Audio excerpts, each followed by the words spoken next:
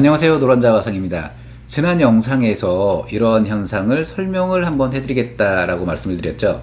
전혀 호재도 없고 했던 지역들이 시장의 유동성이 풍부해지면서 가격이 상승했습니다. 근데 호재가 있는 한남 뉴타운 같은 경우에 이렇게 호재가 주변에 무궁무진한데 여기는 상대적으로 가치 상승이 덜 해졌더라.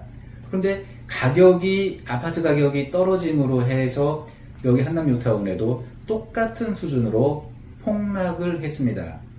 자, 이 부분을 어떻게 인식해야 되는지 다음 영상에서 설명해 드리도록 하겠습니다. 잠깐 주식 격언을 빌려오도록 하겠습니다. 무릎에서 사서 어깨에서 팔아라. 저는 이 얘기를 무릎에서 사서 오른쪽 어깨에서 팔아라 라고 좀 더 구체화 시키기를 원합니다.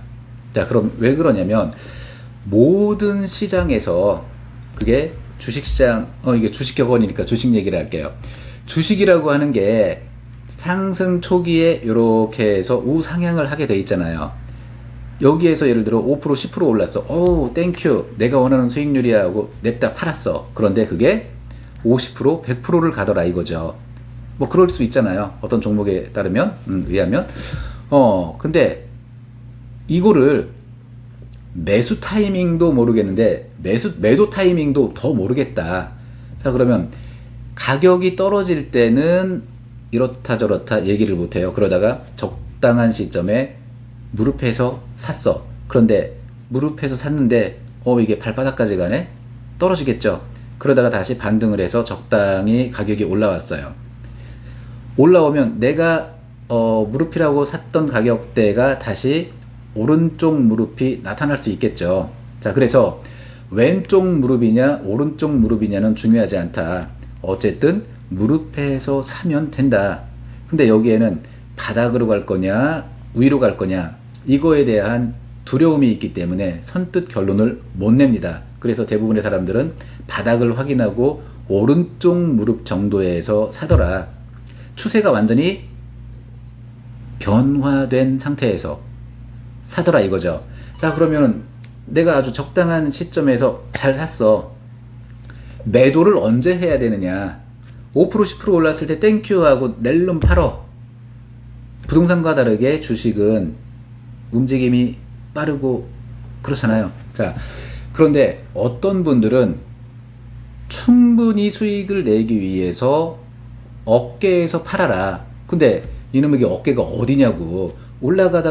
근데 올라가는 게 쭈르륵 직선으로 올라가는 게 아니잖아요. 오르락내리락 하면서 올라가.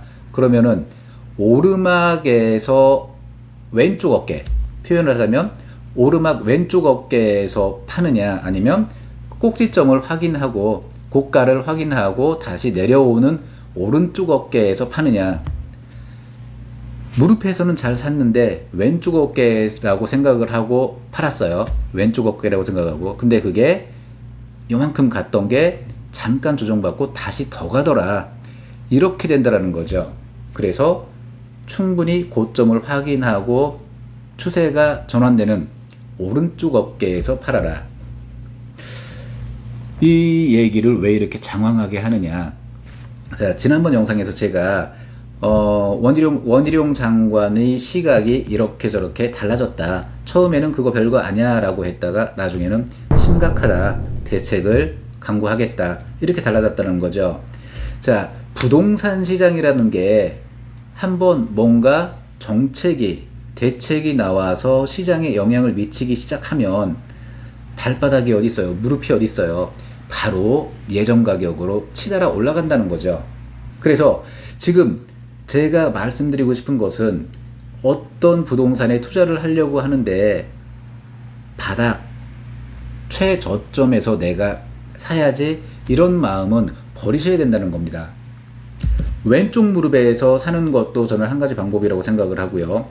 바닥을 찍고 올라오면서 오른쪽 무릎에서 사는 것도 한 가지 방법이라고 생각을 하는데 저는 왼쪽 무릎을 보다 더 선호합니다. 왜? 바닥이 어디일지는 모르겠지만 대책 발표는 머지않았다.